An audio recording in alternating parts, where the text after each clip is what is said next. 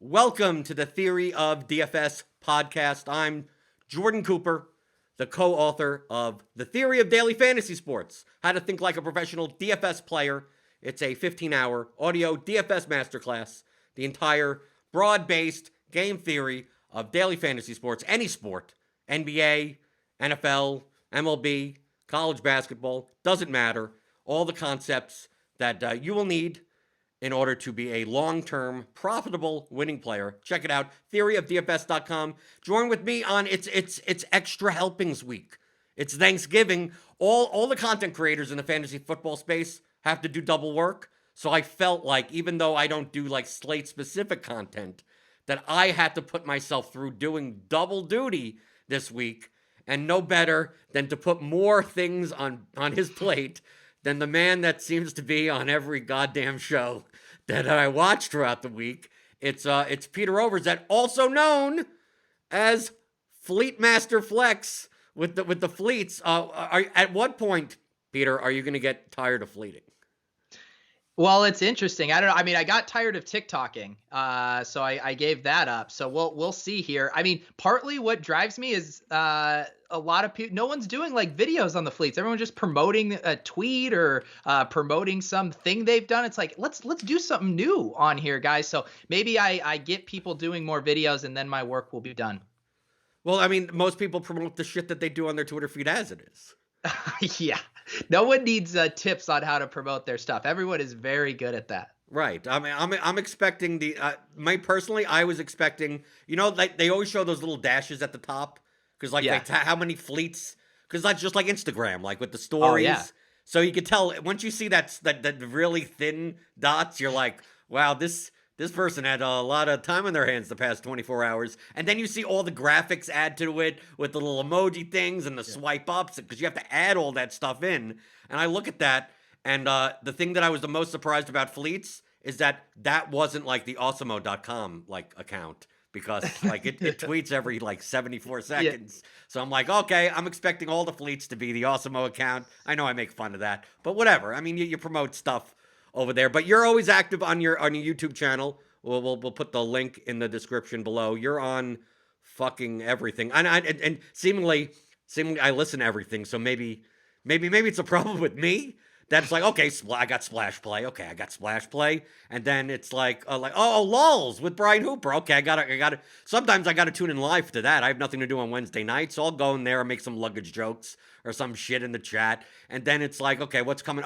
Ship chasing. Okay, I don't really care that much about that show because it's not DFS focused, but fuck it, I'll listen. And then it's the Swolecast. I gotta do the Swolecast because they're obviously someone's gonna fucking make fun of me on that show, so I gotta check that one out. And then what am I? Oh, the Bankroll Challenge show, but no, the review show, then the Bankroll Challenge show, and I was on the Bankroll Challenge show. I'm afraid to say, did I miss anything? I know. I think you got it. I'm afraid if I miss something, because then it's a show I do with someone, and then they're going to be offended that I forgot to mention it on here. But no, I think you about covered it there. Right, but I like the Bankroll Challenge show that you do for Roto Grinders, as well as on your YouTube channel. You do one on Fridays, and then you do a review show on Mondays. Now you started last season. Yeah. Last season did not go very well. No. But from an overall perspective, I think we're both very similar content creators in the fact that we both come from entertainment, essentially. Like, you started with improv, I did stand-up comedy, and while you're more, I would consider you more in the fantasy football space, and I'm in the DFS related space because, like, I don't do season-long content. Like, it could be DFS, Ukrainian badminton, and I'd probably still play it at some point. But like, when I started doing like the fantasy flush streams and stuff like 4 years ago, that like, I'm doing this for entertainment purposes. I'm an entertainer first. And then if I give out some strategic nuggets there, like, that's like the benefit. And I view you in the same facet of, like, most people like you because you're entertaining, not necessarily because you're the greatest fantasy football player, nor do you claim to be. And while obviously now at Roto Grinders, I do a lot flip in a the different, where like I happen to be entertaining, but my primary purpose is to give good DFS advice. Uh, in comparison to other people in the industry, not specifically, do you feel like audiences in general, the general public, that maybe just stumble upon you? Because I see some of your streams where like people tune into the Swolecast and go, "These guys are fucking idiots," and like, no, this is an entertainment show. If you gather anything from it from a like an informational standpoint, like that's secondary. Do you find that you struggle? Uh, I mean, you obviously don't. You're entertaining. So I mean, but do you struggle with turning off the audience that just doesn't get that you're an entertainment based product? Yeah, it is funny. It's definitely different on the shows. Yeah, the Swolecast one. I mean, now that we get, you know how it works with the YouTube algorithm, you'll start getting recommended to people just surfing on YouTube, and they'll come in and want to hear the plays, and then they'll be very upset when we're just doing a bit for 15 minutes. So I think it is weird. I'm in a weird spot where I do a ton of different shows, and they sometimes have informational aspects, sometimes they focus on entertainment, but I think ultimately they don't have to be mutually exclusive, right? Like that's the thread we're trying to or the needle we're trying to thread there with our stuff, is like you can be informative and still be entertaining. It doesn't have to be dry good information or entertaining bad information. Right, and you'd use very similar concepts in comedy to, being self-deprecating. I mean, that's why like last year's Bankroll Challenge series, you have to admit that it was last year was more entertaining and this year is much more informative.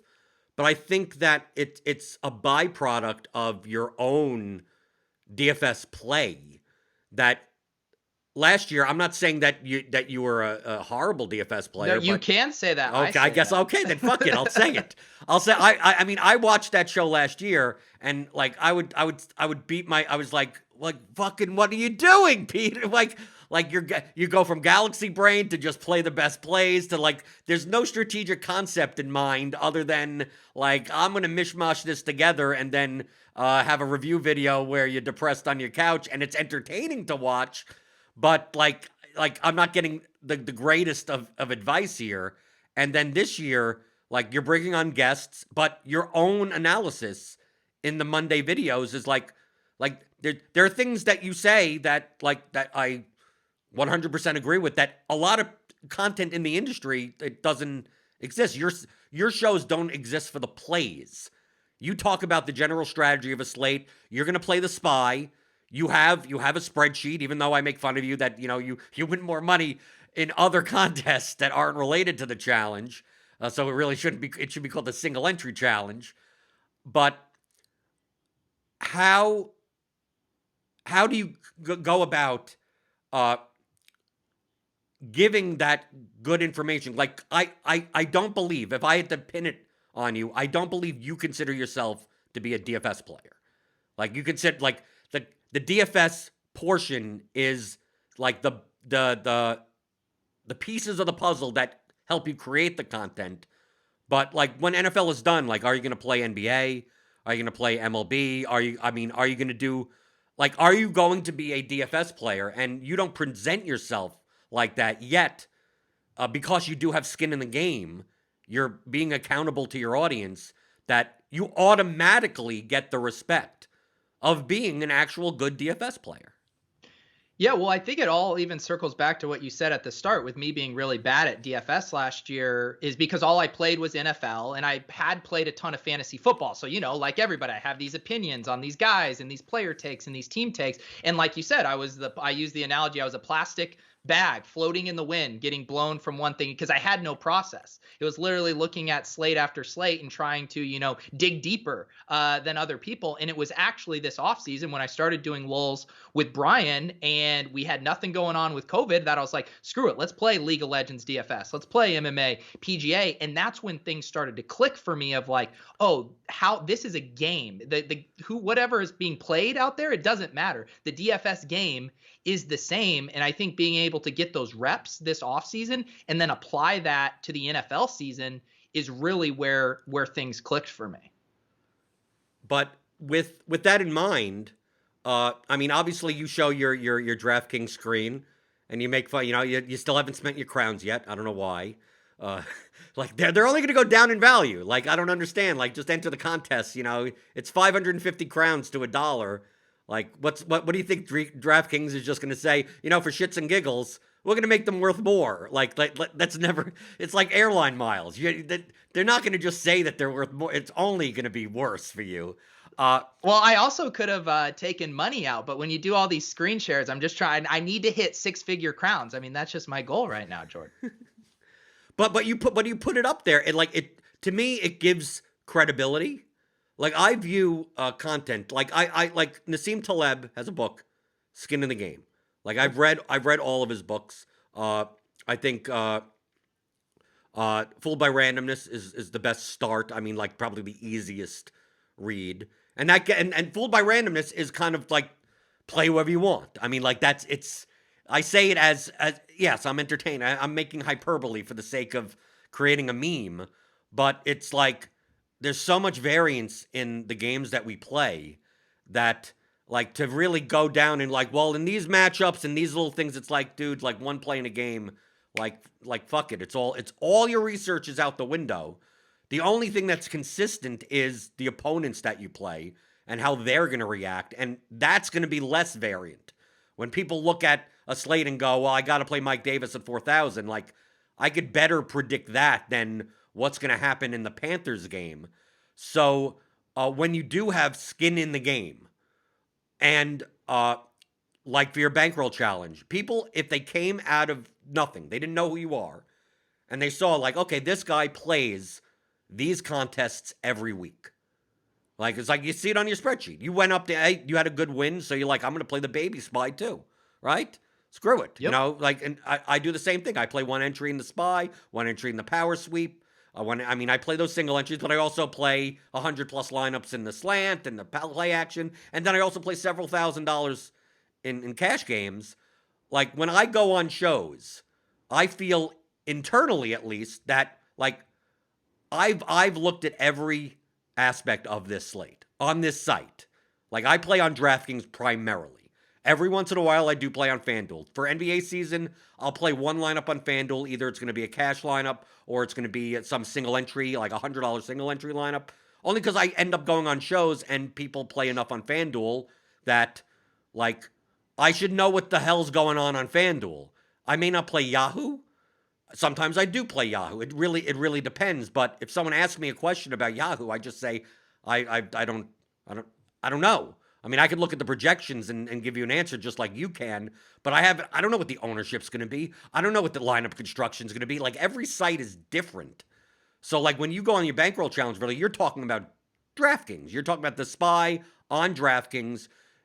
This past week we had Taysom Hill at quarterback on one site, at tight end on the other. It's like the strategies for both sites are completely different. But you gain credibility by, well, you're actively like publicly putting your money where your mouth is, not on the plays. I want to focus away from like who do I think is going to do well, but like you're going to put $100 on the line. It doesn't matter if it's $100 or $1 or $1,000, but I would assume that you gain so much more trust in the audience when you go over strategies and it's stuff that you must have thought of. You're not just throwing shit out your ass because there's no consequence in doing so. And you're doing that live on the stream, making a decision on Sunday morning, and then being accountable on Mondays to your audience. Don't you think that has so much value, especially in an industry where there's tons of content and tons of people that make DFS content? And I'm not talking about specific people, but just in general, where rando site somewhere, major mainstream outlet is like, here's 3 DraftKings, it's sponsored content, right? A lot of times. And the person writing it is someone that like, dude, are you even going to play on Sunday? Like outside of this, like how much trust can I have in your opinion when you have no downside in it? Yeah, and I notice it. I think I fell into that just subconsciously. Like when, I have my Discord and when I talk to people in there, like I find myself saying, I have a lot of this guy. I'm getting a lot of this guy. When I talk about stuff, I normally just put it in the first person because that's all I can do is say, I don't think I'm going to play this guy. this week. Because that's just the only way I think about things. I'm like, you might find it interesting for me to tell you what I'm doing and maybe the reason behind it, but I'm not going to tell you this guy is a great play. I'm just going to tell you what I'm doing because that's all I feel comfortable doing. Right. I mean, we Jonathan Bales had a recent post on Lucky Maverick called "Prop Bets, Hedging, Skin in the Game, and Remote Work." I'll link it in the YouTube description and the podcast notes, and the portion of here why skin in the game matters. Like he quoted one of the quotes from Taleb about him being on television and he was on a television with two journalists, and they asked him about what they thought would the business wise of Microsoft, and basically he said that, like, I don't own any stocks, so I have no fucking opinion about it. There's no reason for me to even chime in, because he said, like, don't tell me what you think, tell me what you have in your portfolio. So, like, Jonathan Bales is very big, and I'm definitely big into the concept of downside, of, like, when in real markets, when people have skin in the game and actual downside when they're wrong, it's not just the people operating that are meaningful. It's all about the people that are no longer there. The ones who lost their money or were otherwise forced out, who truly matter. Whenever there's a mechanism for poor ideas or minus EV actions to die off, whenever an industry or field mimics natural selection, it means whatever's left is statistically more likely to be in line with reality than in areas where there's no such survival of the fittest trait. And there's no such survival of the fittest trait in fantasy content, but there's definitely survival of the fittest trait in actual fantasy football contests, because if you're wrong, you lose money, and the more money you lose, you go broke and you can't play anymore. So I take a look at DFS. It's now 2020, and, DFS kind of started, 2009-ish? And then it got bigger in, like, 2014, 2015, and, like, you have to assume, based on survival of the fittest, that those, especially with information, like, the edges of this game, get smaller and smaller and smaller. In 2012, just knowing, like, who's going to be out for a basketball game was like, hey, that's a big edge. Here, like, you could, for $40, you could get, like, a better projection model than you could make yourself in 5 years of studying how to do it, and all the possible information.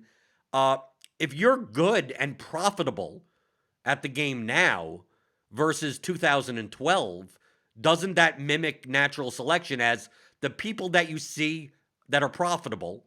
It could be in any type of tournament. It doesn't have to be large field GPPs. It could be small field GPPs. It could be cash games.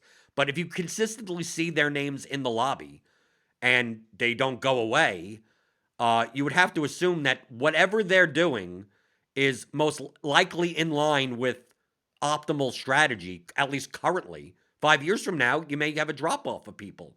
But those that were necessarily successful in 2012 that you don't see now, it's more likely than not that their strategies may have been plus EV in 2012, but no longer provide an edge now, and, like, predators have eaten the prey, so that when you see content in the industry, I put so much more stock in content that is done by, like, you and Brian on Lulz. Like, on Wednesday, like, how do I not take Brian Hooper seriously when Brick 75 is, like, he's someone that I study on how to get better at playing, and he makes a ton of money doing so and is proven to do so, versus some random schmo writing, the top fades of the week on some random site that, like, if I search for his username on Draftkings, like, I don't even find him. Yeah. And Brian, it's a funny dynamic on that show too, is because he builds all of his own models, runs all of his own simulations, all of that. So when people ask him, questions about things like all of that, I mean, that's his thing. That's how he makes a living, with those things that he built. So sometimes people might get frustrated, like, oh, why can't you just say it? Why can't people are like, can you show me the sims for this slate? He's like, no, those are for me to try to make a living at DFS. But I find that, to me, that's more respectable, like you said, than just being like, well, let me just look here and tell you a guy I like because of that. No, using these things to play. And I think that's definitely, the type of people you should be listening to.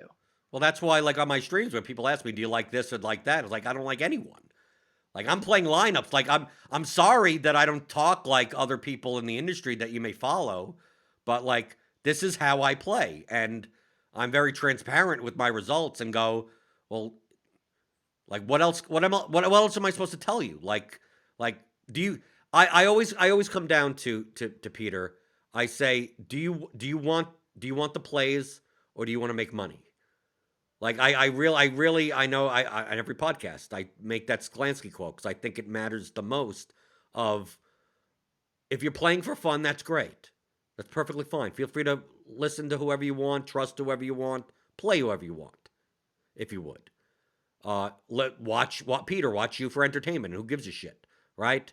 But if you're a serious player, if you're looking to do this for a living, if you want to be profitable, even just so you have side income, or just out of the pride of knowing that 95+% of people that play DFS are lifetime losing players, and you're one of the 5% that is a profitable player. Like, do you want to learn, or do you want a quick fix? And finding out who I played or who I'm playing, like, doesn't even give you that answer. When people ask, like, do you have this guy? It's like, dude, I have 98 players in my player pool. I probably, if you go to projections and anyone is, and any player on the slate, like for NFL, I'm building 150 lineups. I go to my projections, and any player that has a positive salary adjusted value, they're probably in my player pool. Like they on paper in the model, they'll put up more points on average versus other players, and that could be like 60 fucking players. And now all I'm doing is making plus EV combinations of those players for the contest that I'm in, and I'm playing large field. So obviously I need to go a little bit more nutso, and I need to come up with kind of weirder strategies than in like 100-man tournaments. So like asking me who I'm playing, what does that gain you? Like it doesn't. Yeah, like the only thing that would help you is the same thing that you said about Brian. If someone asked me, can you send me the 120 lineups that you're playing? Yeah. Like at least I could respect that question, because like that at least is something that would be useful. But I'm not going to do it because that's the way that I make money. In the same way that Brian, his model and his sims are the way that he makes money. So if at least that person that asks is asking is.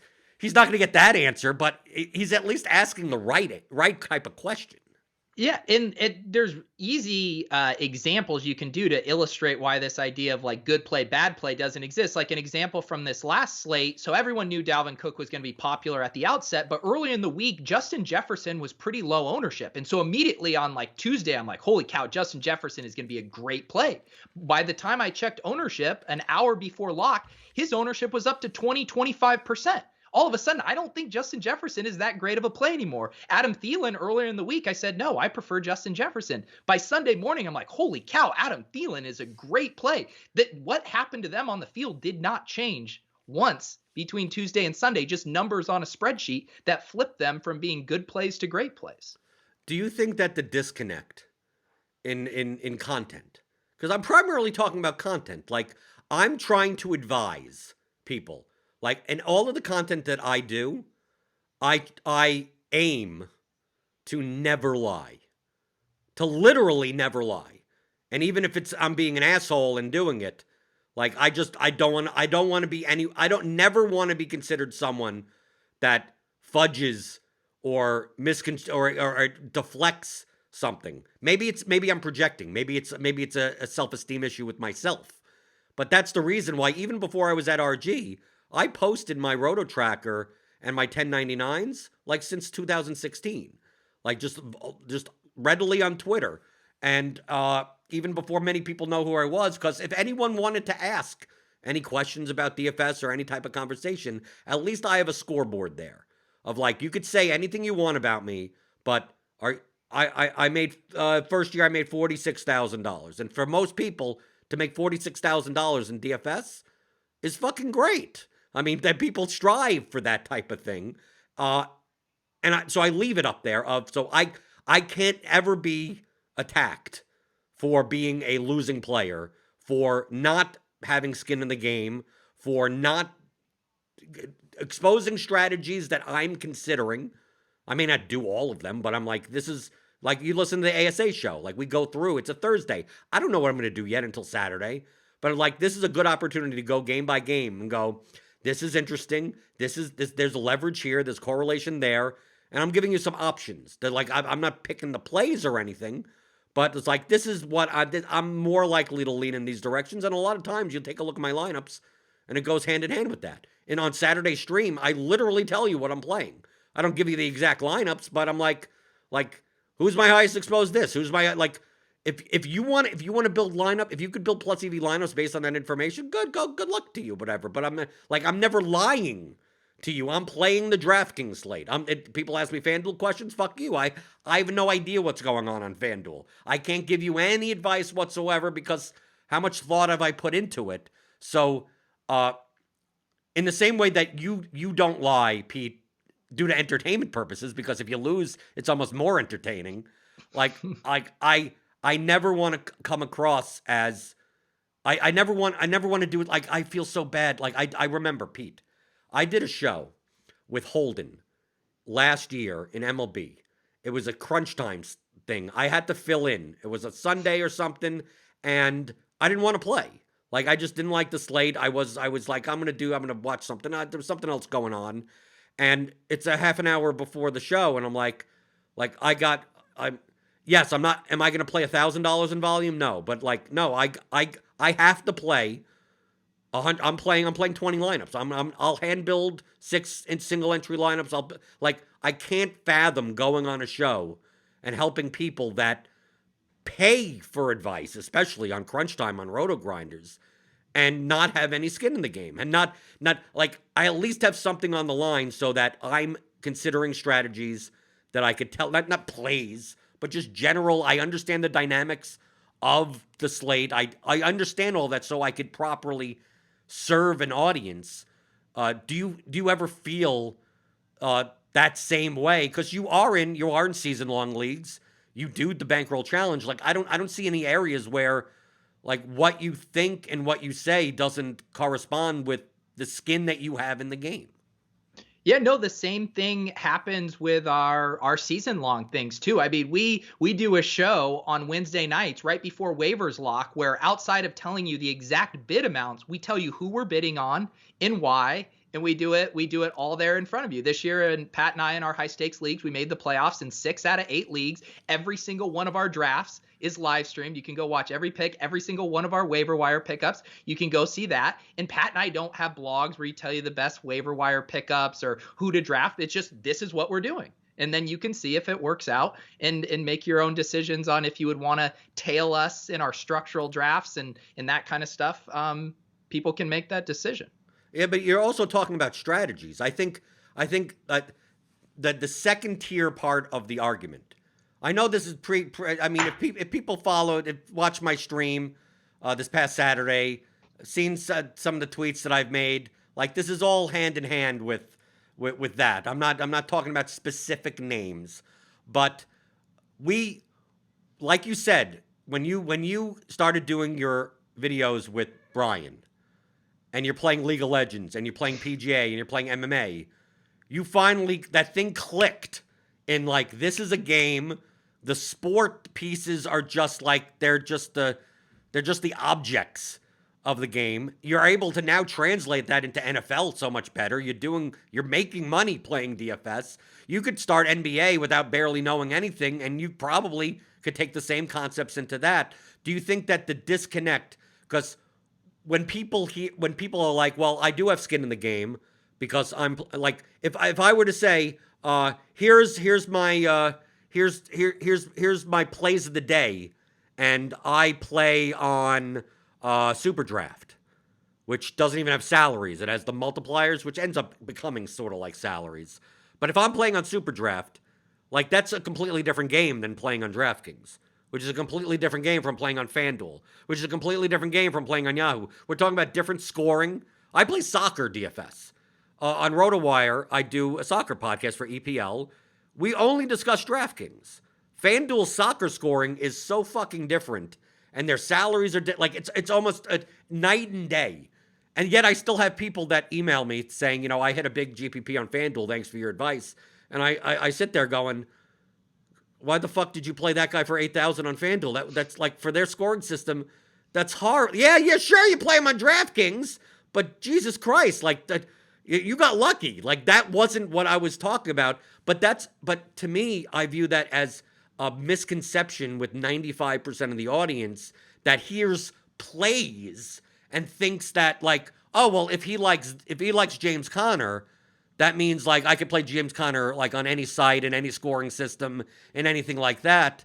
And what I'm not saying that. I'm saying like on this specific DraftKings slate for this specific contest, in the same way that you do the spy, and you and Leone, you know, you go through lineups where you're doing these 3-2 game stacks, and I'm watching this going, yeah, okay, that's great for the Thunderdome, that's great for the, you know, the $1,500 game changer. But it's like, yeah, you're really capping, you know, you ain't going to beat 64,000 people with that lineup unless, you know, that team scores 70 points. But you must know that 90% of your audience doesn't understand those game theory concepts, that they think you're talking about plays, but you're not. Yeah. Yeah, I've thought about this dynamic a lot too, of this whole thing. And I remember DMing with you about it earlier too, of like, what is people's fascination with plays? Give me the plays. And I think there's a few things to it. One, we go back to this being an entertainment product. Like some people just love football and they love obsessing over it, and they like having ownership over their takes. They like being able to say, I knew you should fade Mike Davis at 4,000 versus the Bucks. They were going to be bad. Like that's half the fun for them, is getting their hand in the dirt, saying I told you so. And it's like, that's fine, but that's not going to help us win at DFS. And then I also think there's this idea of when you really start taking the red pill, blue pill with the game theory stuff, it becomes this intellectual puzzle that you get really excited to solve. Versus I think some people just want the shortcuts because they're not actually that intellectually interested in the game theory. It's like some books I got signed in high school and I just read the Spark Notes. I could get an A on the test. I'd do the Spark Notes. We'd be fine. I never really got good or, you know, at things because I wasn't intellectually curious about them. So I think there's this level of, do you actually care about being really good at this game, or are your interests lying somewhere else? Right, which comes back to the making money type of quote. I've got into conversations this season around the industry with other content creators, and you know, like they'll consult with me.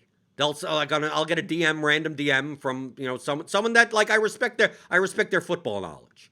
Like it's I respect their season long knowledge. Like that's not a game that I play. They play. They do well. They're FFPC, whatever, main event, fine. I don't claim to be a season long. Like I don't play that game. So like I have no opinion on that, and nor can I judge anyone's opinion. But they'll consult with me, going like, you know, I'm thinking about playing this game, you know, in this stack or something like that. He's like, are you on this too? And I'll go, no. And he goes, well, how are you not on this? How are you not playing X versus this cornerback matchup versus this, you know, coverage versus blah blah blah blah blah blah blah? And I go, well, based on the range of outcomes, like it's like the 6th best stack, and compared to ownership, it actually ranks now like 11th because it's going to be overowned. All that other stuff doesn't matter to me. Like I'm looking to make money, and then what ends up happening is that, like you said, Monday morning, you know, it's the take machine. It's the let's compare takes, right? You said, you know, I said I'm playing a bunch of Tyler Boyd, and the other guy's like, oh no, against slot receivers against wide slot against the Redskins or the whatever, and I like no, he projected better than Higgins, so like I'm playing Boyd. Like that's all I need to know. Like I trust my model, and that's it. And then it comes out, and then Boyd has 17 points and Higgins had 5 points. And what's my first reaction? Told you so. But I mean, did I really have a take? Like I had no take. And then people come to me with takes, right? Well, let's say it was the other way around. And you go, yeah, let's say, you know, someone called Chase Claypool, right? Chase Claypool's going to go off or whatever like that. And then I say, like, no, actually, it doesn't project all that well. So I'm not going to have much of him. And then they come back to me on Monday and they say, told you about Chase Claypool. You know what my reaction back? This is the difference between the motivations. Like, the person coming at me wants to be right on their take. My reaction is, so how much money did you make? And they go, no, well, I didn't have good enough line. I had Chase Claypool, but I didn't cash. I lost money yesterday. So who gives a fuck if you were right? Well, and think about it this way. So let's just use it. Let's say a guy has a median projection of 18 and some football guy says, no, this matchup is so good. This is so juicy. He's coming on his target. His projection should be 21 points. Okay, well, now this is how we do it. We say, okay, he has 50% ownership. Ownership is bad. So we're now going to take points off of his projection because those are no longer valuable to us. But then we go, but you know what? I'm going to double stack him with the quarterback. Oh, now we have correlation. Now we're boosting his projection back up because those points are worth more to us. And so I don't think those guys realize how we are doing our own projections based on those external factors that change what's actually going to happen on the field as it relates to our lineups. I think that's probably where the disconnect ultimately is. Yeah, but ultimately it comes down to like the scoring in DFS. Like people think like from a long-term perspective. Like I'm not talking about from one specific slate. From if you were going to have a dick measuring contest, for instance. There's lots of those on DFS. Yes, there's Twitter. lots of them. I'm not and I to me it's not about measuring the dick. To me it's about a matter of having the dick. Is that a good way of putting it? Like it's not how long it is. It's just like it's how you use it. Isn't that the phrase? It's like size doesn't matter. It's the motion in the ocean, or it's something like that, right? Whatever you need to tell yourself before you go to bed at night, Jordan. No, if you've been playing for 5 years and you're profitable, like that scoreboard. Like it does to me. It doesn't matter what stakes you play. Like DFS is a hard as fuck game. Like, no matter if you're playing $5 head-to-heads or $5,000 head-to-heads, if you're playing the quarter arcade or you're playing the game changer or you're playing, even if you're playing live final qualifiers, like at the end of the day, like if you're profitable, like to me, you respect all you want. But if you're not profitable, then that to me that's the score. That's like let's play over the course of a large sample size and who's profitable. And to me that's credibility. That's the skin in the game element of who do I trust, what's in their stock portfolio. Don't tell me about, what you think, and you take a look and you go, well, that's why I posted on, like, here, judge it whatever way you want. If you don't think an average of $70,000 a year is good enough for you, then I'm sorry. Then there's nothing more I could do about that.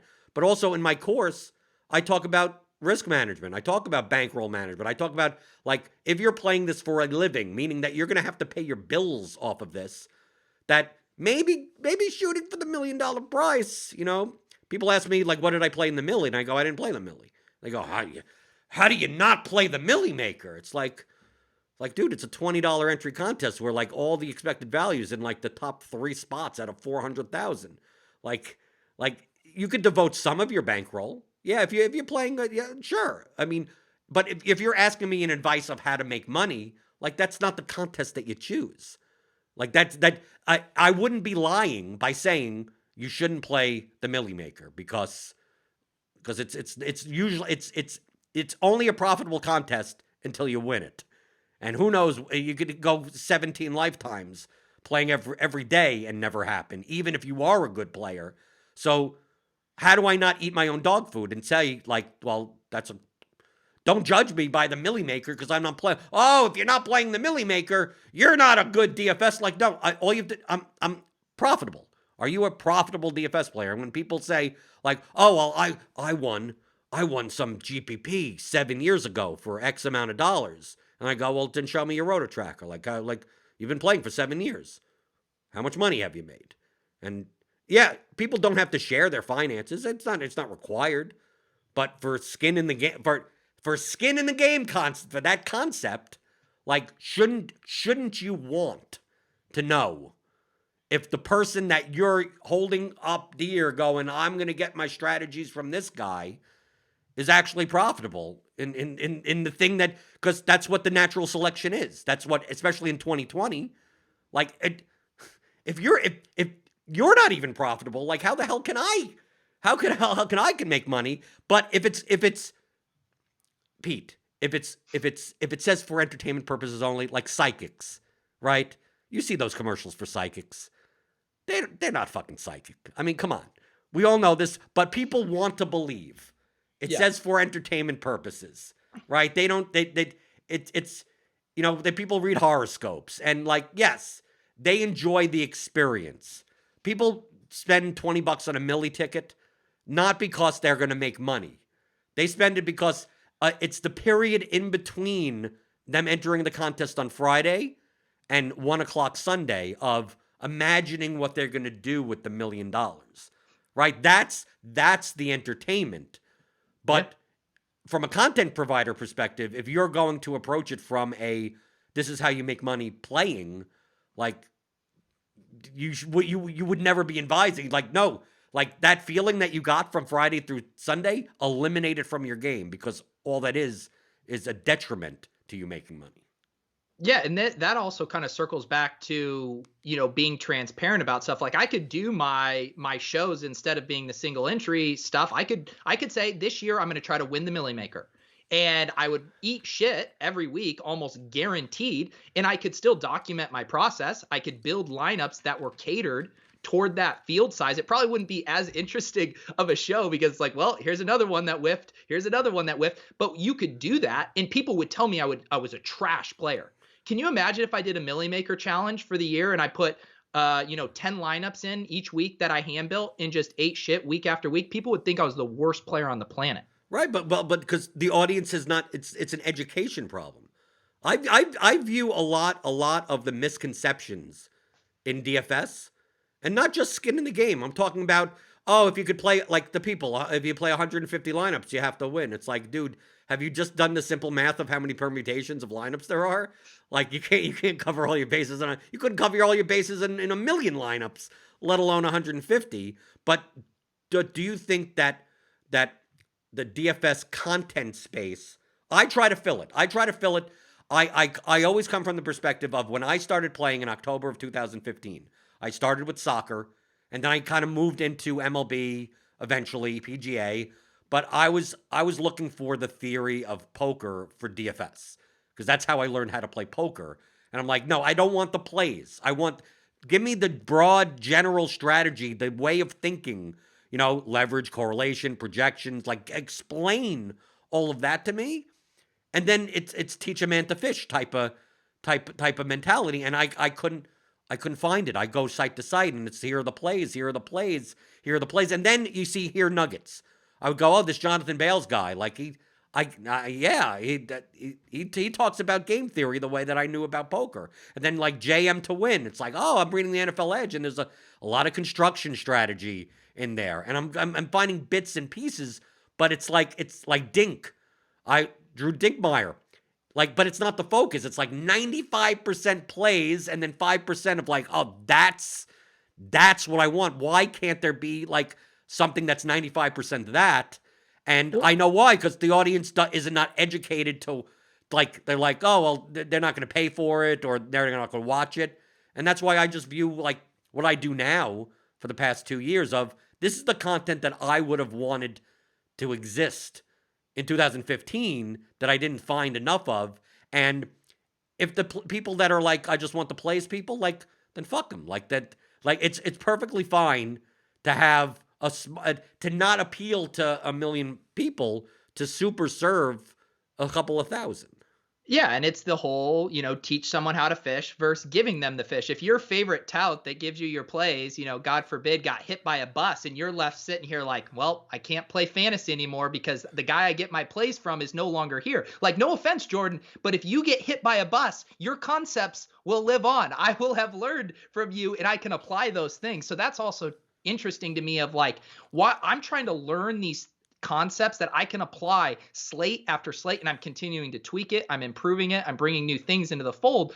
But like, this is stuff. It doesn't matter if all the plays, if I had the internet shut off for the week and I couldn't hear one person, I could just look at the ownership projections and the projections. I could build good lineups on Sunday morning without hearing people. And I think people don't realize that with the plays that they don't need them. They don't need them at all.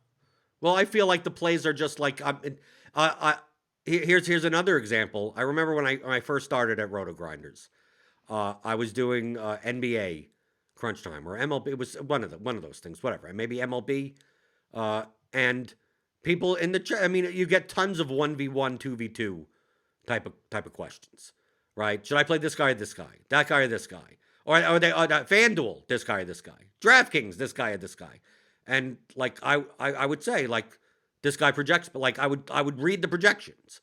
I mean, because that's why else would that we're paying for projections. I mean, like like dude, like I'm just looking at the same thing that you could just go to Lineup HQ and look at the project. That's what I'm doing. So like when you ask me, should I play Bradley Beal or Jimmy Butler? I go, well, Jimmy Butler projects better. And they go, well, no. I don't want to know who projects better. Don't read the projections to me. I can read the projections. I want to know who you like more. I'm like, I don't like anyone. I like the person that scores the more points more often than not. And according to the projections, it's Bradley Beal. And they go, no.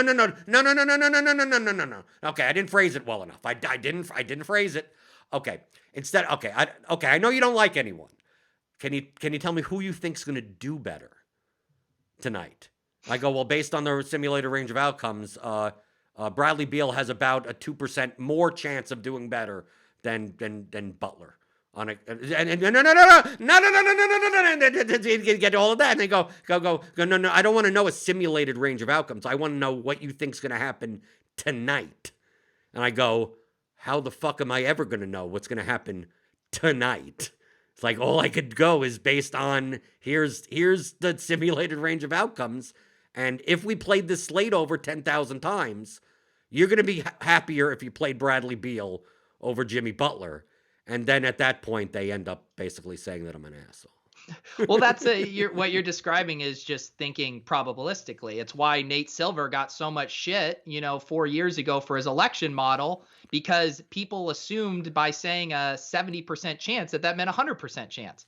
Well, 3 out of those 10 times Trump wins the election, but people didn't want to think that way. And I think the same thing with DFS. You talk to, well, if you run this slate 1 million times, 700,000 times this happens. Well, one of these 300,000 times this happened. What, you lied to me. It's like, no, we're just talking about probabilities. But people want fortune tellers.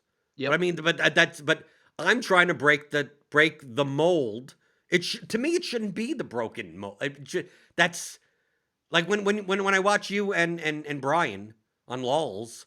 Like, you guys aren't talking about the play. Like, it's not interesting because the projections are already there. Like, there's nothing to me, there's what's there to talk about. Like, it's like you had a show with the Bankroll Challenge show with Brian when you did the simulations, right? You showed that was there was a Denzel Mims slate. There was some weird players in his lineup, and people were like in the chat going, "Are you seriously going to play Jets? Are you serious?" I mean, like that. But Brian's reaction is like, the model is the model. Like, the model is how I make money. So, like, do I give a shit what the players' names are? And like, people go fucking nuts.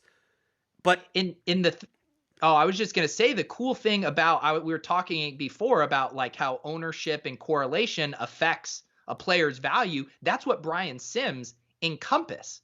It is saying it is boosting these Jets because it's spitting out a ton of Mahomes. So you have the natural bringbacks. It's spitting out a lot of Nyheim Hines because no one's playing him and his ceiling projection is higher than a lot of these other guys. So like all these factors are baked in to the sim, and it's able to, we're trying to juggle those inputs a lot of times in our head. A sim is doing that all for him.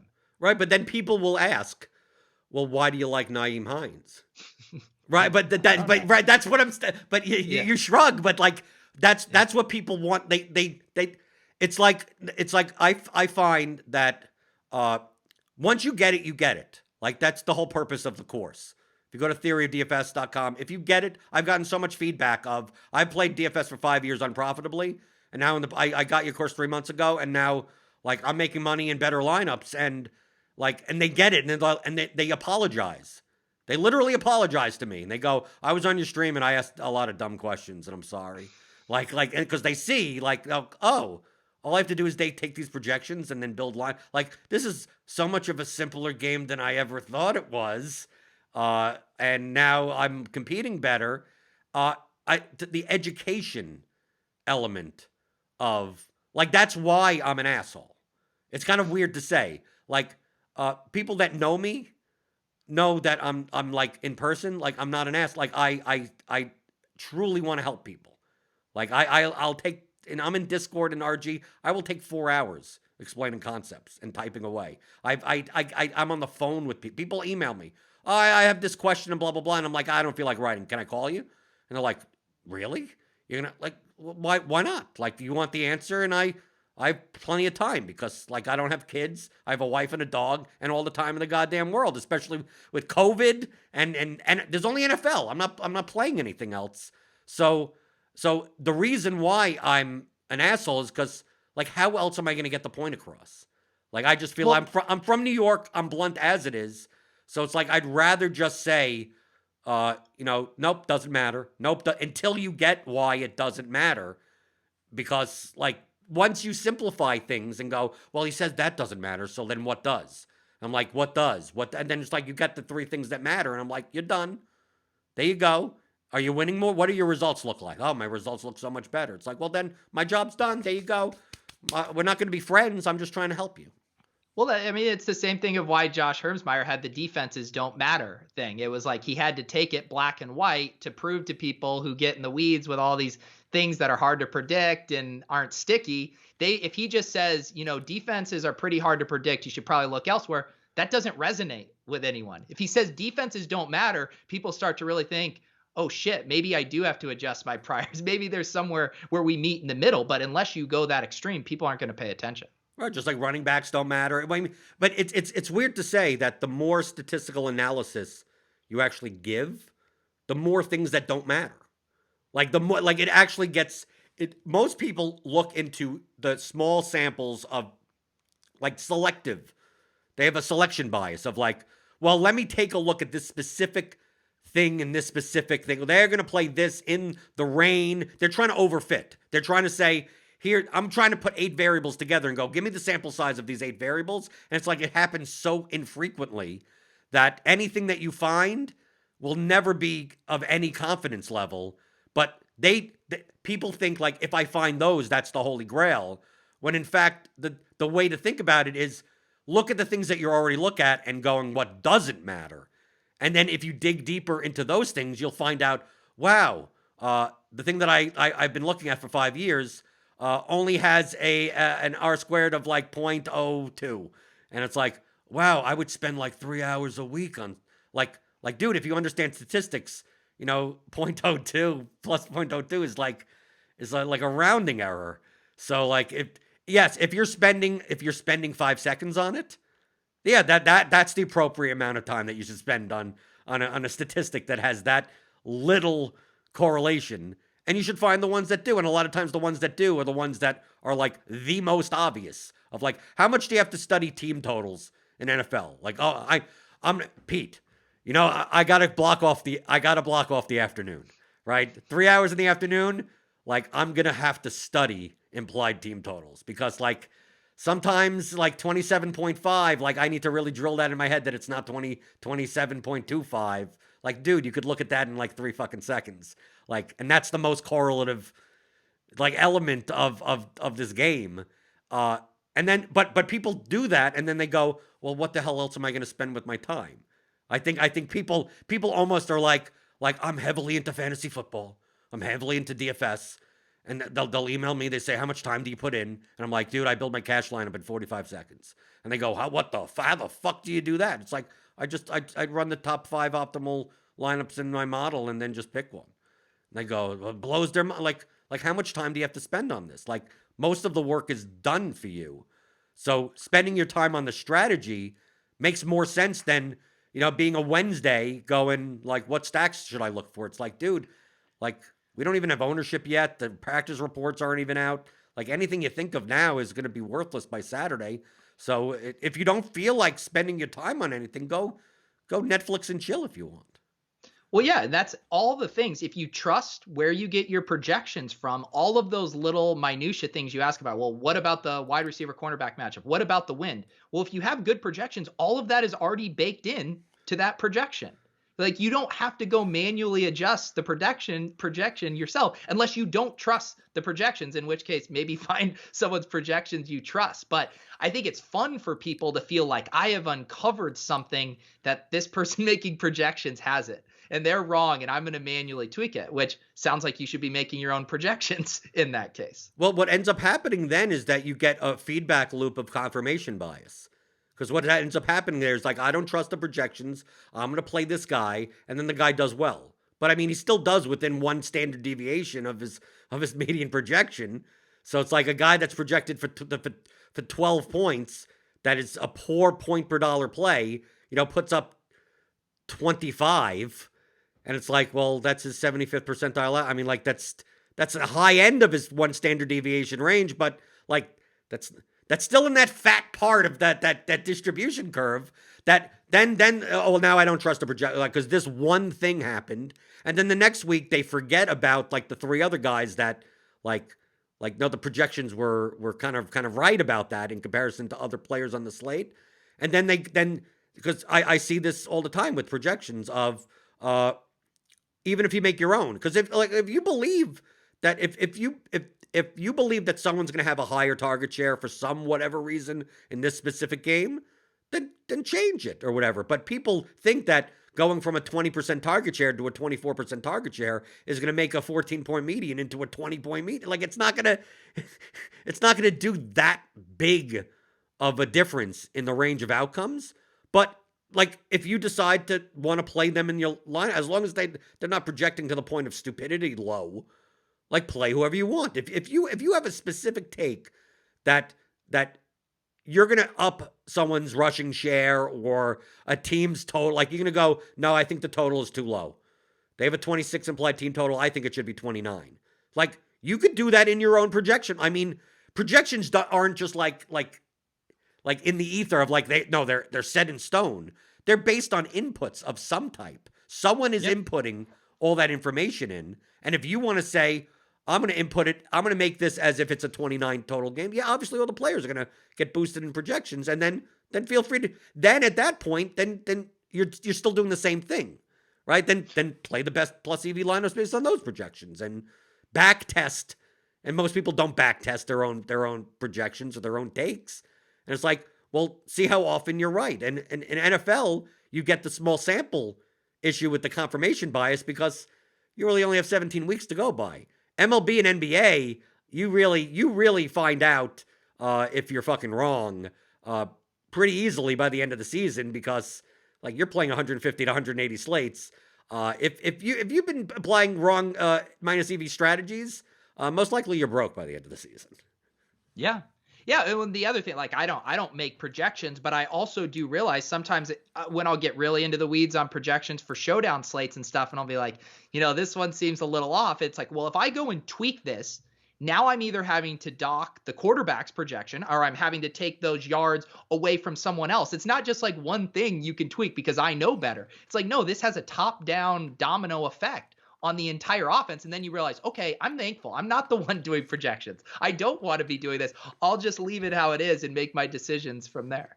Right. And the reason that I don't make my own model is because like I'm not going to be as good at it as the ones that are available. I mean, I value time. If I could, like I don't want to mow my lawn. I paid someone $20 to do it. I mean, yes, I can mow my own lawn. Like I am physically able to do that.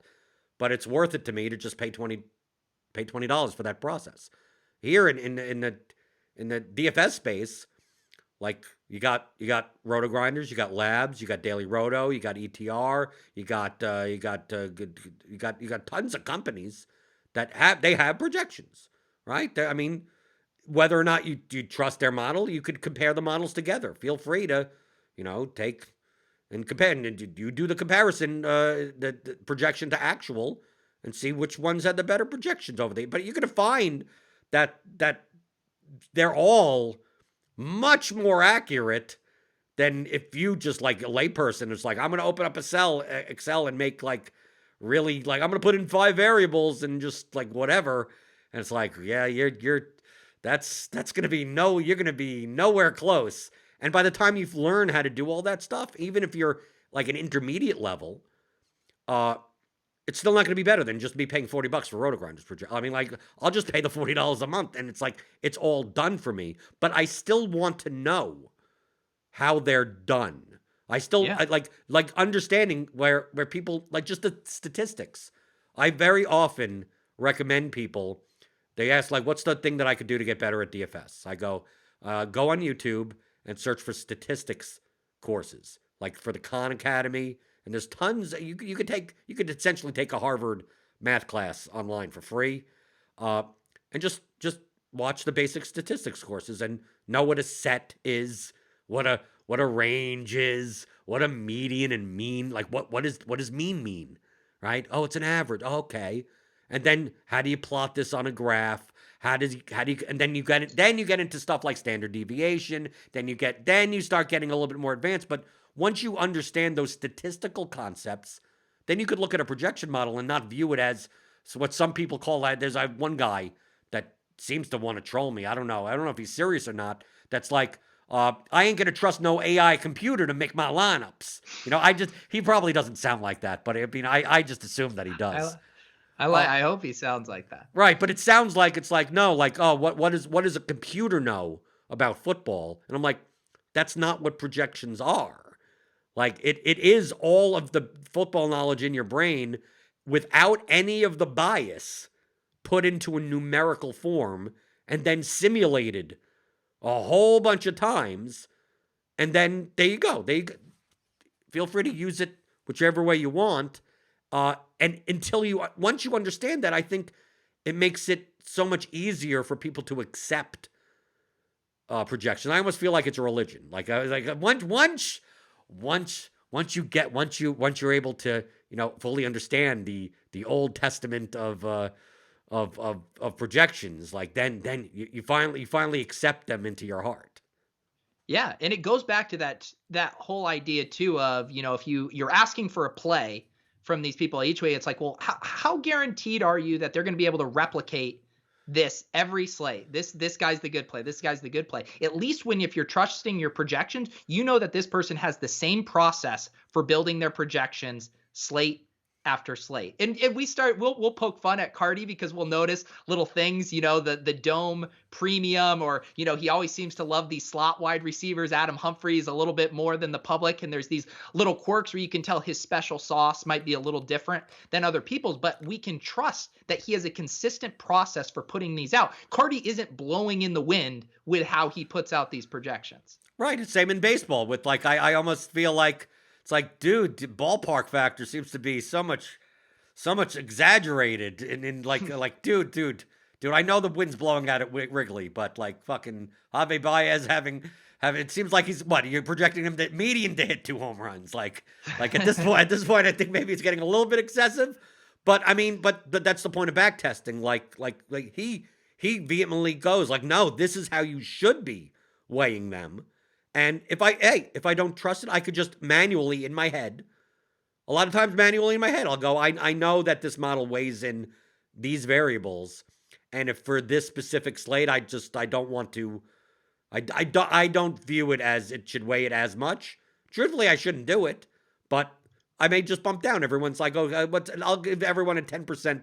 Everyone that's in Coors Field, I'm just bumping down 10% to be with. So I'm not getting like 80% fucking Daniel Murphy into my lineups for no fucking reason.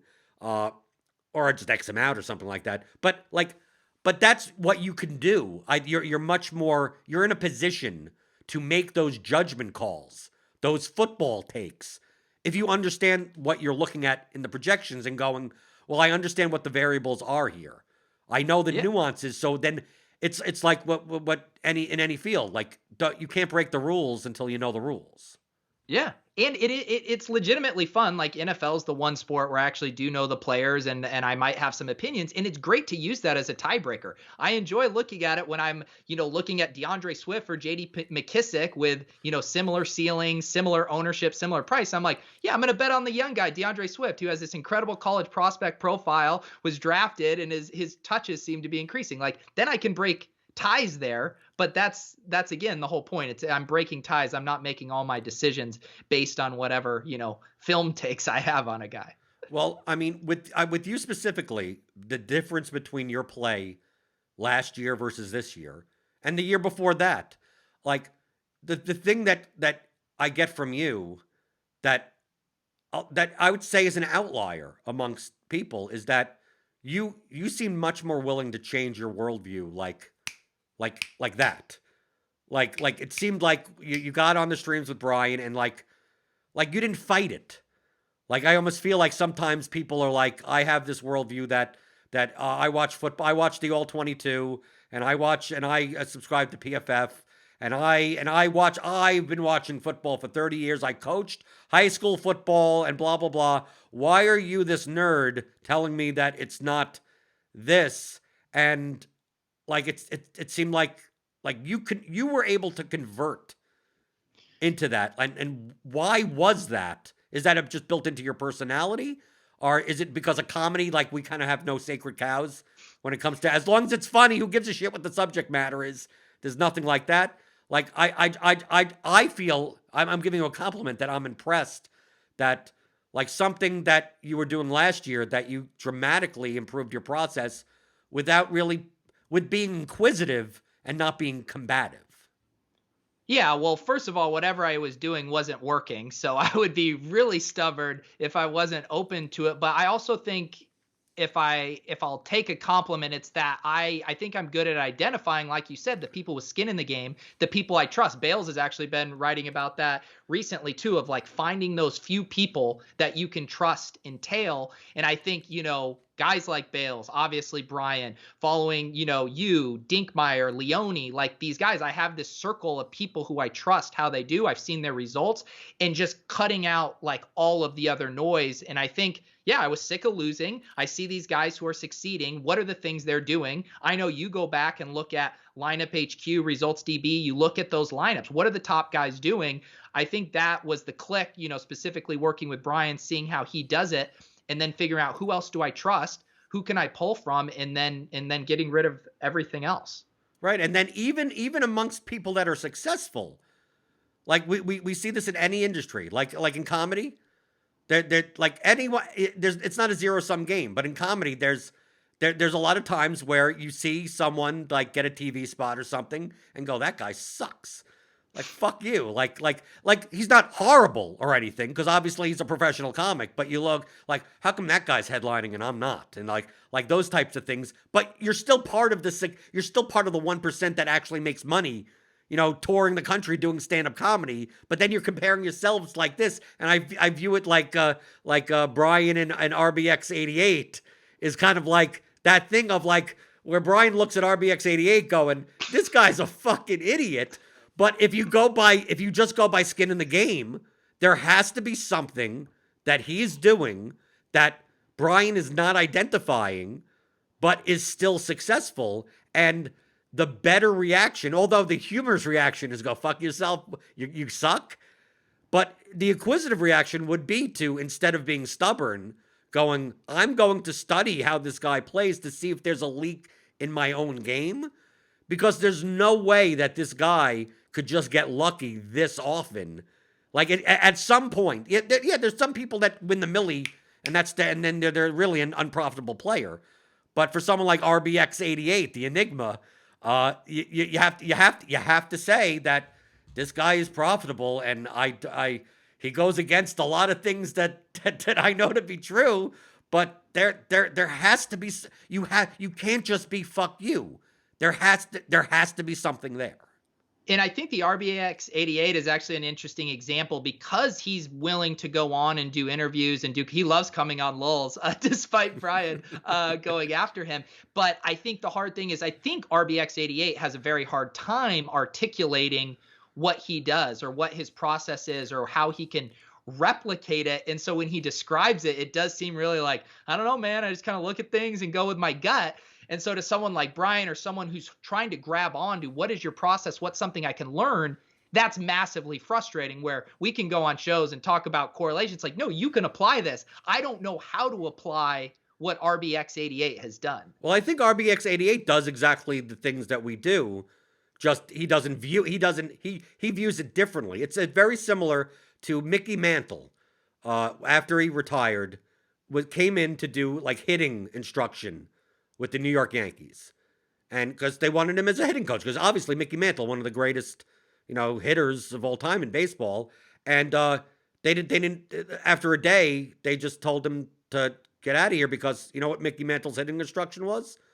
Like, I just get up there and hit the ball. I mean, like, he didn't know how to, like, he couldn't understand how there was a process to even hit the ball, because it came instinctually to him. He was bending his legs this way and doing, like Tony Gwynn could teach you how to hit a ball, because, like, he was a technician at that. Wade Boggs could teach, but Mickey Mantle just, like Ty Cobb probably couldn't explain how he did it, but they all did it. They all hit the same way. So I think from a difference between Brian and a difference of RBX88, and even a difference from me, right? I'm one of those horrid projection aggregators, right? Like those types of, like, I don't have my own model, even though Brian thinks that everyone does. That was a wake up call when he's like, you mean everyone doesn't have their own model? Like, no, most people just look at the models that exist, and they're winning based on game theory. And I think that Brian has said that multiple times on lulls before, that there's still an edge. Like he views the difference between 17.8 and 17.5 median as, holy shit, that's huge. Like, oh my God, I got to get that correct. And like, I'm someone that's like that's so close that, like, just flip a coin at that point. And Brian looks at that as like, wow, that guy's an idiot. And I go, well, I mean, if we both get to the same answer, who gives a shit what the process is? And I think that's in between the good players. I think that's like I think no matter what your process is, it's going to be like 95% the same. Everyone's just arguing over the other 5%. But for most of the audience in the DFS space, they don't know enough to get to the 95% stuff, right? So like, my attitude is like, let's teach that stuff. We could argue about the 5% outlaw, that all the other stuff, like, later. So like I have to respect Brian because, he's profitable. I have to respect RBX88 because he's profitable. I have to respect Empire Maker, right? He could go off about like, oh, I don't use models and I'm just, instinctually good. And he plays the fields that cater to that. Small field cash games where like, you don't have to find, who cares about correlation? Who cares about leverage? It's like, can I identify the top median build lineup to win more than 62% of the time with some ups? Like, you could do that instinctually. You can. You don't need a model for that. Just someone that's good at picking stocks. Someone that's good. Like, I could identify value and inefficiencies in a market.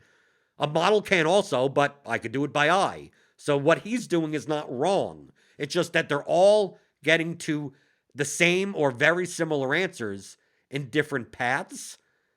But the fact that everyone has skin in the game and everyone has shown to be profitable, you can't consider these people donkeys. You have to pay attention to what they do if you want to learn.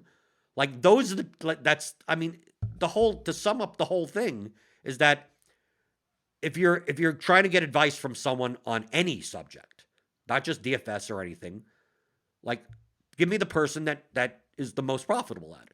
Give me the plumber that makes the most money at it. Not because they charge the most, because obviously they draw enough customers that, at some point, if you go to a dentist and you look at their screen, their appointment screen, and you see it all empty, like, be scared. Who goes into a restaurant at 6:00 on a Friday with no one inside, right? because it's like, well, if no one's in there, like how bad is this restaurant? So I think you need to, if you want to get better and you're not doing it for entertainment purposes, you really should seek out people that have documented long-term profit over a long sample size rather than someone who was able to call like, oh, that guy was a good play yesterday, let me tail him, in a game where the takes are really not worth anything.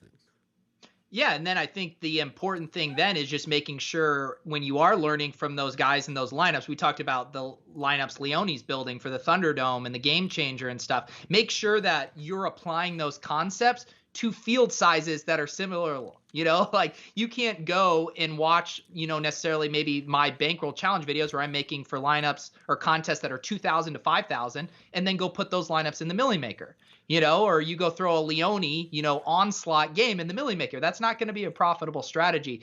And I think that's the other thing of just because I think that's confuses people, this idea. Well, how can you be successful playing this? If I had $5,000, I would have won the Thunderdome this week. Well, you wouldn't have built that lineup for the Thunderdome. Right, exactly. Or people that are like I played the quarter arcade, and tell me what.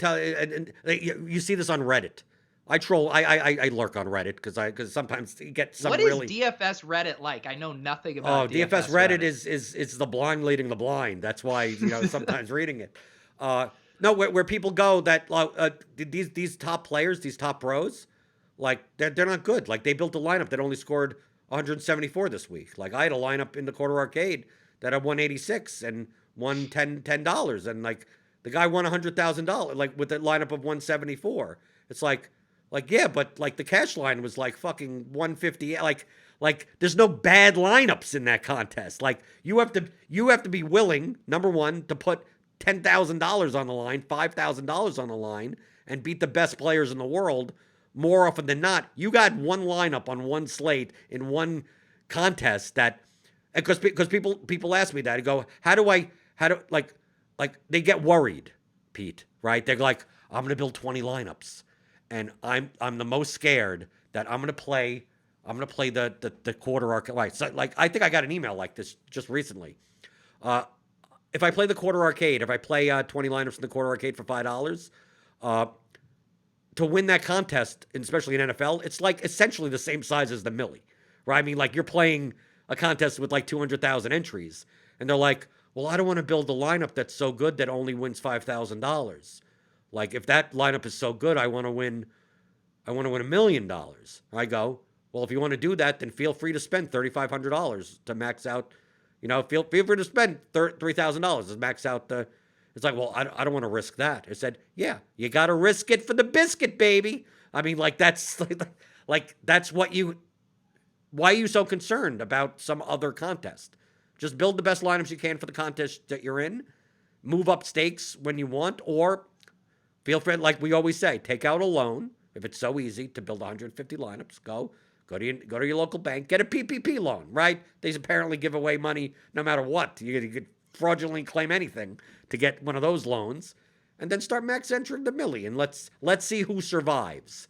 Most likely than not, you're not. Most likely, survival of the fittest means, what you always get this in industries. Whatever happened to that guy?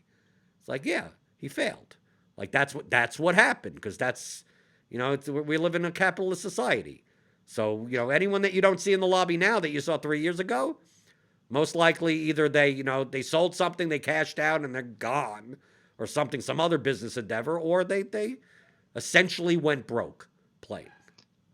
Yeah, and part of that is, when people are comparing their results to, what happened in the Thunderdome, it's fun because if you want to think, what if I got to play LeBron James one-on-one, you're never winning, ever. A million times you're not beating LeBron James, but you can go against the top players in the Thunderdome. Even though they're better players than you can win weeks. You would win. And I think that's fun for people to imagine, oh, that could be me. I could be just as good. Not realizing what makes them great is being able to replicate it week after week after week, year after year after year. Right. If you watch high stakes poker on TV, right, they're not doing anything that, like, you take a look and, it's like, oh, I could beat these people. Like, no, you probably can't. But I mean, can you compete against those people? Like, if you're a great, like, middle limit player, Like you could stand your own against some of the top players in the world. Now, over the course of 100 sessions, you're probably going to lose. You're a loser in the game. But in a single session, you're not that far behind.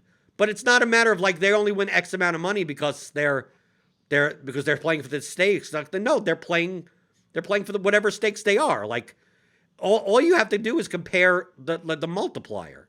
Like I take a look and I'm like, if you're playing $10 a slate and you turn $10 into $100, like yes, it's $90 in raw money, but like if I turned $1,000 into 10,000, like it's the same thing. You're playing against slightly weaker players. I get it, but that accounts for what? A difference of 5%, 7% maybe in total edge in your play. So like if you're able to get a 10 to 15% ROI in like low stakes cash games, it's like step up. Like you're good enough now. Like that's perfectly fine. And that's why the screenshot life type of stuff where it's like great, you won three $10,000 three-mans. Like yes, it's a lot of raw money, but like if someone were to post I won three $1 three-mans, people would look at them and go like, what are you, a fucking idiot? Screenshotting a $9 win? And I'm like, really? In comparison, that it is the same. You're accomplishing the same thing as another player, but obviously in the higher stakes, like the two other opponents that you're playing against are going to be way better than who you may be playing in the $1 level. So to me, it's just a matter of comparing scores. Like, well, he scored a 162 and he beat $10,000 head-to-heads. I scored a 174 and I beat all my $1 head-to-heads. Like, I should play that guy. Yeah, feel free. Go ahead. Try. Go. They post, my head-to-heads are posted in the lobby. Feel free to take me on. You can beat me in a slate or whatever. But, like, don't compare the raw number. That's what happens on DFS Reddit, Peter. That's the number one topic of discussion is, like, I'm trying to get 200 points. Yeah, like, that's DFS why? Reddit. Why do you go on DFS Reddit? Where's the appeal for you there? Oh, why? What's it? I want to see what people. I'm also in Facebook groups. That's the wild. Oh, Pete, that's the Wild West. You got to get into some of these Facebook groups. I don't participate, but DFS Reddit. See, okay, here's the ecosystem. Twitter is amazingly so. I know you're gonna laugh when I say this. Twitter has the most sophisticated audience for DFS. No, I mean I believe it relative to everything else. Right, but sure. You see what goes on DFS Twitter, and you look at these schmucks. You get to DFS Reddit, and you're like, okay, these are mostly newer players, mostly semi-casual players. You have a lot of self-promotion in there. Obviously, people on smaller sites posting, here are my plays, here are my picks, here's an article. But then you'll get conversations of like I'm should I play this many contests in this thing? Can I like a lot of stuff that doesn't matter necessarily. And then you read typically the original post is a genuine question. And then sometimes this shit devolves into like if you can't play that shit, you better quit. You know what I mean? Like and then people debate each other. I mean, it's not that active. So that's Reddit. So Reddit is like the Reddit. Facebook groups are like I think the Venn diagram of Facebook groups for DFS and QAnon groups for DFS for anything is like it's a circle. It's close to a circle. Because I go every once in a while, like I don't set notifications because it's too much shit, so it doesn't come. Yeah. I don't go on Facebook that often, but if I have nothing to do for an hour or something, I'm like, let's go into the Facebook group and see what conspiracies are happening. Let's see how John Travolta and Wayfair and the cabal is that the cabal of everyone at Roto Grinders, the Empire Maker is a bot, and you know that. The scoring was down for the first 3 minutes of the slate. That's exactly when DraftKings changes everyone's lineups so that the pro players win. I mean, like there are conspiracies that are in there that like we could do improv for like 8 hours and not get to those not even get to those conspiracies where at the DraftKings and FanDuel are actually have a secret merger. I've seen that, but they have a secret merger, and they want to get, and FanDuel. The reason why they didn't have live scoring was they wanted to get more people over to DraftKings to fill their contests, and that's the only. I'm serious. This is the type of shit that happens in these Facebook groups, and then I look at this. Maybe I'm the idiot, Peter. I look at this, and this is like the general audience, and then I wonder why I go on my streams on Saturday and I get so many stupid questions. Are you doing your own marketing? Is this where you're getting all the people from your streams? You go in these Facebook groups and say, "Hey, check out the Theory of DFS Q&A live stream on no, on I don't Saturday post night." at all. I don't interact at all. I just I and there are thousands of people. These are groups that have like 12,000, 15,000, and just every once in a while I'll go in and go, okay, let's see if there's a lot of like there's a lot of, you have to weed through, like, are we playing this guy this week, or should I play, like, you get a lot of that. But I'm going through, and once I see like a thing, and then like a screenshot, and then like it says like 374 comments, I'm like, this is a fight. Let's see what's going on. Let's rubberneck in here. And it's and a lot of times it ends up being like one of those slates, one of the secret chat slates, where like the cash lineup is like, if you go to like literally any projection set, like it's the top optimal, and like everyone has it.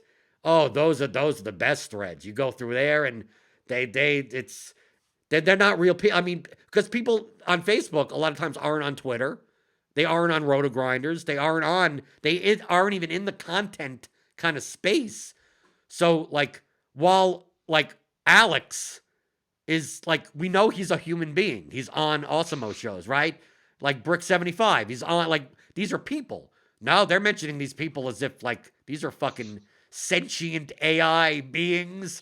They're all the same person. Like Awesemo and Utica and Makla, they're actually all the same like, and it just devolves into all this shit.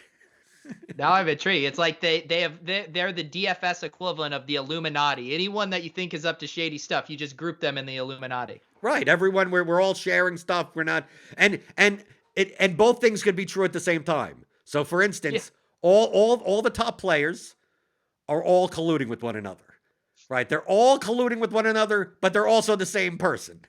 So it could be both. They're all colluding. There are 50 different people colluding, but they're also not even 50 people. It's just one person. And by the way, they're a bot, right? So they're not even a person. So it's not even one person. So they're 50. So I would look and go, so are they 50 bots? Or is it one bot simulating 50 people? Is it one bot that has 50 accounts? Is the bot real? Are we all real? Are we living in a computer simulation?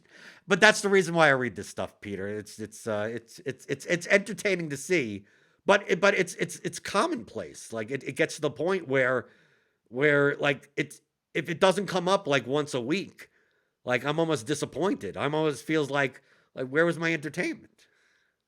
Well, now I feel like this sets up a really interesting dynamic where people are going to go from this show to fantasy football DFS, Reddit, and Facebook groups. I mean, it's going to be quite the whiplash in thinking about fantasy football for them. If they don't go there, they should go to your YouTube channel. The link is in the description. I said to you before the show, you were able to beat me out in Twitter followers. So I know you were needling me about that in the Sweat Show last year. That we were wow. kind of together. I put a chip on your shoulder. You still remember that? I remember everything. Trust me, I remember everything. And so you're like, you passed me in Twitter followers. I'm probably not going to catch up. You're doing way too many fleets. I'm way behind on fleets. So I'm getting close to you for YouTube subscribers. I really like over the past 2 months. Like I went from nearly nothing to like now if I could pass Peter Overzet in YouTube subscribers, it's like, are YouTube subscribers worth more than Twitter followers? That's tough. I mean, definitely in how you can monetize. I mean, YouTube has a monetization infrastructure. I think what you're provoking me to do, I need to do a Saturday night live stream at the same time as you, where I just yell at people and berate them for how stupid they are, and maybe I can keep pace. Is that? But that's not part of your brand. No, it's not. It's not because I don't feel Could you do confident. that? Could you if you ever want to dabble? If you ever want to Oh, of course I dabble. could do that. I could do a parody show of you for an hour just yelling at people. I could do that. I'm gonna tune Maybe in. no, maybe this. How about this? Sometime when you go on another one of your cruise ship vacations, you give me the keys to your YouTube channel for one night only, and I do a Q&A show where I just yell at people for the hour in your stead. Why don't we do that for the week 17 slate? Okay, well, let's do it. Okay, Let's play it on it. week 17, because that week 17 is like one of those slates where like half the teams have nothing to play for, and we sometimes don't even know who's gonna fucking play. Right? It's one of those like Jesus, who knows what the hell's gonna happen. So that's what we'll do.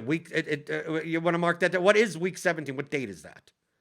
It's probably like it's always like the week of Christmas generally. I want Right? to say. Are you free then? We'll do it. We'll, I'm we'll, setting the date. we'll circle back, but we'll do it. We'll do Pete Okay. impersonates Blender for a Q&A stream. Okay, because I that's why I'm keeping you within the skin of the game, the accountability.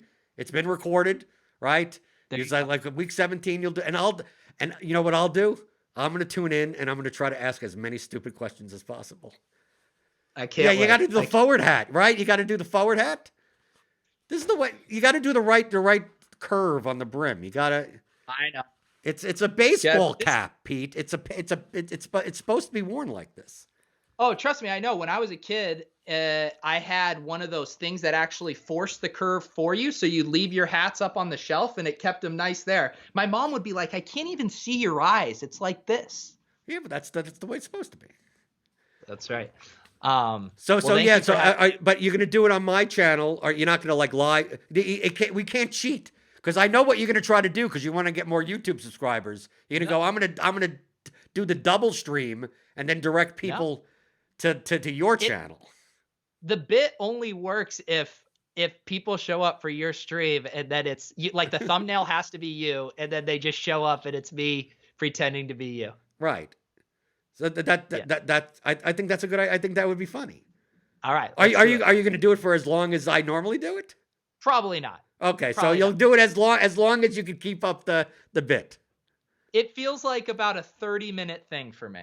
Okay, I think that's all people are going to get for week 17. So so right, and obviously, if people are on the YouTube channel listening and watching this, they'll know it's coming. But it's going to be much more funny for the people that don't. Yes. What's the Venn diagram of people who watch your Q&A live streams and listen to these? Because it seems like different groups. I don't know. I would have to look at the analytics. I have no idea. But I'm going to tweet it out. I'm not going to say that it's you doing me. I'm just going to appear as normal, right? I'm going to tweet what I normally tweet at 10 p.m. Just live, ask stupid questions with the link. I'll give you my log. I'll give you my, the RMTP server information, whatever, to connect with your software, and I'll sit back and I'll watch. That's right. It will not be mentioned from here on out. It will live on this show, and Jordan and I will orchestrate behind the scenes. Week 17, you guys will be in for a treat. Okay, so check out Peter Overzet on Twitter, on his YouTube channel. Links are in the description. Thanks for stopping by on an extra helpings episode of the Theory of DFS podcast, which you can find with the course. 15-hour audio DFS masterclass, theoryofdfs.com. You could check out ship chasing and lulls and the bankroll challenge and I remembered my other one that I do. I do the tilt space and the shows for line movement. That's the show I do with Leone and Holka. If you want to live sweat with us, if you enjoyed Jordan's sweat shows last year, we do it for an hour on Sundays at 6:30 p.m. Eastern. Right. I love the way that you finally remembered you did another show on top of that. And you do splash play twice a week with Spags. Yeah. Right. So all of those links, all of everything. I'm just Peter. I have a link tree, and you can just put the one in there. That'll save you some time. Oh, so you have a link tree? Oh, I was gonna go and just cut and paste and just. Oh, you can cut and paste. You are the ruler of your show notes. Whatever you do is fine with me. Right. I'm gonna treat you like a proper guest and give you all the links. Wow. Thank you. Okay. So until next week, That has been another edition of the Theory of DFS podcast.